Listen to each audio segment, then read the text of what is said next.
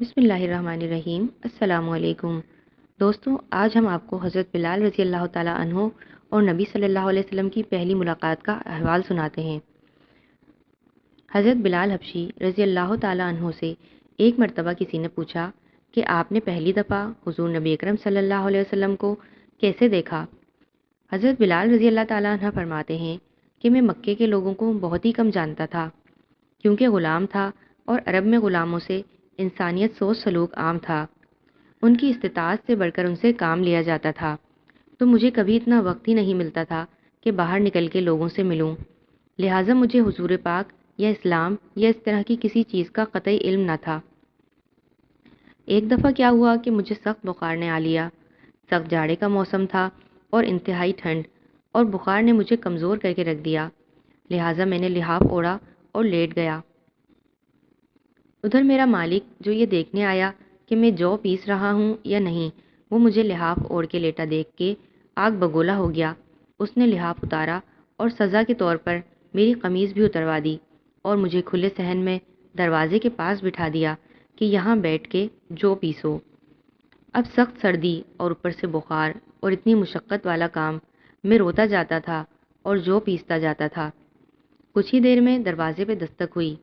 میں نے اندر آنے کی اجازت دی تو ایک نہایت متین اور پرنور چہرے والا شخص اندر داخل ہوا اور پوچھا کہ جوان، تم کیوں روتے ہو؟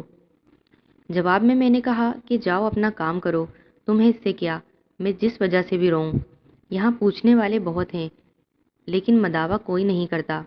حضور صلی اللہ علیہ وسلم یہ جملے سن کے واپس چل پڑے۔ جب چل پڑے تو بلال نے کہا کہ بس، میں نہ کہتا تھا کہ پوچھتے سب ہیں، مداوع کوئی نہیں کرتا۔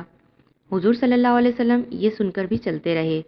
بلال کہتے ہیں کہ دل میں جو ہلکی سی امید جاگی تھی کہ یہ شخص کوئی مدد کرے گا، وہ بھی چلی گئی۔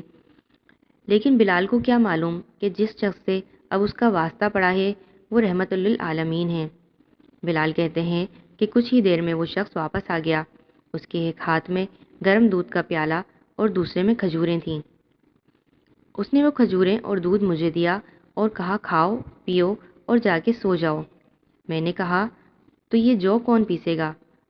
یہ نہ پیسے تو مالک صبح بہت مارے گا۔ اس نے کہا تم سو جاؤ، یہ پسے ہوئے مجھ سے لے لینا۔ بلال سو گئے اور حضور صلی اللہ علیہ وسلم نے ساری رات ایک اجنبی حبشی غلام کے لیے چکی پیسی۔ صبح بلال کو پسے ہوئے جو دیے اور چلے گئے۔ دوسری رات پھر ایسا ہی ہوا، دودھ اور دوا بلال کو دی اور ساری رات چکی پیسی۔ ایسا 3 دن مسلسل کرتے رہے جب تک کہ بلال ٹھیک نہ ہو گئے۔ یہ تھا وہ تعارف جس کے پتن سے اس لافانی عشق نے جنم لیا کہ آج بھی بلال کو صحابی رسول بعد میں اور عاشق رسول پہلے کہا جاتا ہے۔ حضور صلی اللہ علیہ وسلم کے وصال کے بعد سیدنا بلال رضی اللہ عنہ مدینے کی گلیوں میں یہ کہتے پھرتے کہ لوگوں، تم نے کہیں رسول اللہ صلی اللہ علیہ وسلم کو دیکھا ہے تو مجھے بھی دکھا دو۔ پھر کہنے لگے کہ اب مدینے میں میرا رہنا دشوار ہے، اور شام کے شہر حلب میں چلے گئے۔ تقریباً 6 ماہ بعد آپ صلی اللہ علیہ وسلم کی خواب میں زیارت نصیب ہوئی تو آپ صلی اللہ علیہ وسلم فرما رہے تھے، اے بلال، یہ کیا بے وفائی ہے، تم نے ہمیں ملنا کیوں چھوڑ دیا؟ کیا ہماری ملاقات کا وقت نہیں آیا؟ خواب سے بیدار ہوئے تو اونٹنی پر سوار ہو کر لبیک یا سیدی یا رسول اللہ کہتے ہوئے مدینہ منورہ کی طرف روانہ ہو گئے۔ جب مدینہ منورہ میں داخل ہوئے تو سب سے پہلے مسجد نبی پہنچ کر حضرت بلال رضی اللہ تعالیٰ عنہ کی نگاہوں نے عالم وارفتگی میں آپ صلی اللہ علیہ وسلم کو ڈھونڈنا شروع کیا۔ کبھی مسجد میں تلاش کرتے اور کبھی حجروں میں۔ جب کہیں نہ پایا تو آپ صلی اللہ علیہ وسلم کی قبر انور پر سر رکھ کر رونا شروع کر دیا اور عرض کیا، یا رسول اللہ صلی اللہ علیہ وسلم، آپ نے فرمایا تھا کہ آ کر مل جاؤ، غلام حلب سے بہر ملاقات حاضر ہوا ہے۔ یہ کہا اور بے ہوش ہو کر مزار پر انور کے پاس گر پڑے۔ کافی دیر بعد ہوش آیا۔ اتنے میں سارے مدینے میں یہ خبر پھیل گئی کہ مؤذن رسول حضرت بلال رضی اللہ تعالیٰ عنہ آ گئے ہیں۔ مدینہ طیبہ کے بوڑھے جوان، مرد، عورتیں اور بچے اکٹھے ہو کر عرض کرنے لگے کہ بلال، ایک دفعہ وہ اذان سنا دو جو محبوب صلی اللہ علیہ وسلم کے زمانے میں سناتے تھے۔ آپ رضی اللہ تعالیٰ عنہ نے فرمایا، میں معذرت خواہ ہوں، کیونکہ میں جب اذان پڑھتا تھا تو اشہد ان محمد الرسول اللہ کہتے وقت آپ صلی اللہ علیہ وسلم کی زیارت سے مشرف ہوتا تھا۔ اور آپ صلی اللہ علیہ وسلم کے دیدار سے اپنی آنکھوں کو ٹھنڈک پہنچاتا تھا۔ اب یہ الفاظ ادا کرتے ہوئے کسے دیکھوں گا؟ بعض صحابہ کرام رضی اللہ عنہ نے مشورہ دیا کہ حسنین کریمین رضی اللہ عنہما سے سفارش کروائی جائے۔ جب وہ حضرت بلال رضی اللہ تعالیٰ عنہ کو اذان کے لیے کہیں گے تو وہ انکار نہ کر سکیں گے۔ چنانچہ امام حسین رضی اللہ عنہ نے حضرت بلال رضی اللہ تعالیٰ عنہ کا ہاتھ پکڑ کر فرمایا، اے بلال، ہم آج آپ سے وہی اذان سننا چاہتے ہیں جو آپ ہمارے نانا جان کے زمانے میں مسجد میں سناتے تھے۔